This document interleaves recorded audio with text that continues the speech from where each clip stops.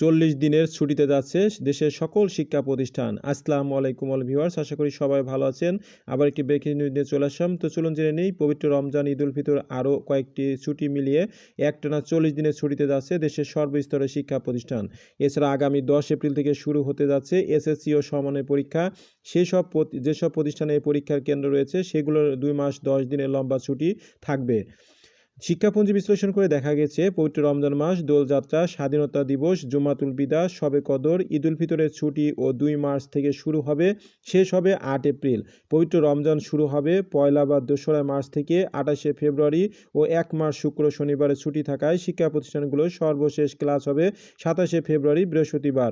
সেই হিসাবে একটানা বন্ধ থাকবে 40 দিন শিক্ষা প্রতিষ্ঠান। শিক্ষা প্রতিষ্ঠানের প্রধানরা জানান, এইসব ছুটির ঘোষণা দিয়ে রাজধানীর বিভিন্ন শিক্ষা প্রতিষ্ঠান ইতিমধ্যে ছুটির নোটিশ টানানো হয়েছে। এতে বলা হয়, পবিত্র রমজান মাসের ছুটি, শুভ দোলযাত্রা, স্বাধীনতা দিবস, জুমাতুল বিদা, শবে কদর, ঈদুল ফিতরের ছুটি 2 মার্চ থেকে শুরু হয়ে শেষ হবে 8 এপ্রিল পর্যন্ত।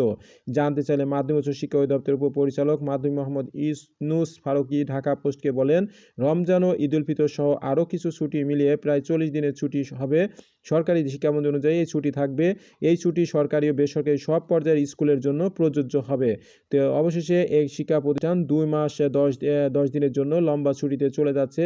সেখানে শিক্ষার্থীদের যে পড়াশোনার কি প্রভাব পড়বে তা সে বিষয়ে আপনাদের মূল্যবান মতামত কমেন্টের মাধ্যমে জানাতে ভুলবেন না। সবাই ভালো থাকুন। আল্লাহ হাফেজ।